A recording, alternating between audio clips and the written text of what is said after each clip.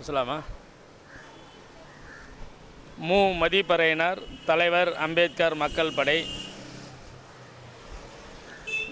நாமக்கல் மாவட்டம் ராசிபுரம் தாலுகா மெட்ரோலா பகுதியை சேர்ந்த திரு பாலமுருகன் என்பவரை அதே பகுதியில் ரியல் எஸ்டேட் தொழில் செய்கின்ற நல்லுசாமி என்பவர் அரசு நிலத்தை ஆக்கிரமித்து ரியல் எஸ்டேட் செய்து வருகிறார்.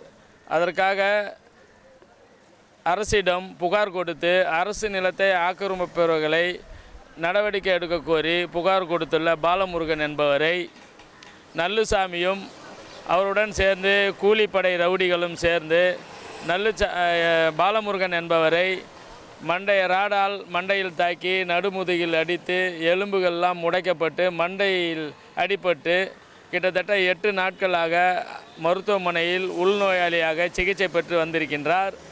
அவர் புகாரை வாங்கி எஃப்ஐஆர் பதிவு செய்த காவல்துறை ஆயில்பட்டி காவல் நிலைய ஆய்வாளர் அந்த நல்லுசாமி என்பவர் மீது நடவடிக்கை எடுக்காமல் வெறும் எஃப்ஐஆரை பதிவு செய்துவிட்டு காலம் கடத்தி வருகிறார். பாதிக்கப்பட்ட பாலமுருகன் இடுப்பு எலும்புகள் உடைக்கப்பட்டு மண்டையும் உடைக்கப்பட்டு 8 நாட்கள் ஆகியும் ஏன் புகார் நடவடிக்கை எடுக்கவில்லை, அவரை கைது செய்யவில்லை என்று கேட்டால் இவர் மீதே கவுண்டர் பெட்டிஷன் வாங்கி இவர் மீதும் எஃப்ஐஆர் போடுகிறார் ஆயில்பட்டி காவல் ஆய்வாளர்.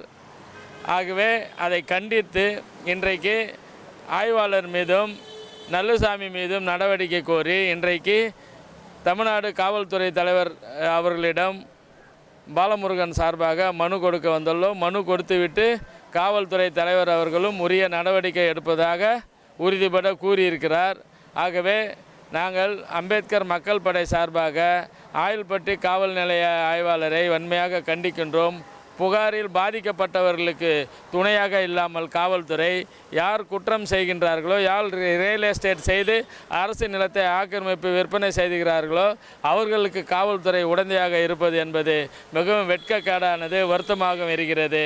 ஆகவே உடனடியாக தமிழக அரசு ஆயில்பட்டி காவல் நிலைய ஆய்வாளர் மீதும் அந்த நல்லுசாமி ரவுடிகளை வைத்து மிக கொடூரமாக கொலை செய்யும் நோக்கத்தோடு தாக்கிய நல்லுசாமியையும் உடனடியாக கைது செய்து சிறையில் அடைக்க வேண்டும் என்று இன்றைக்கு காவல்துறை தலைவர் அவரோடு மனு கொடுக்கப்பட்டுள்ளது.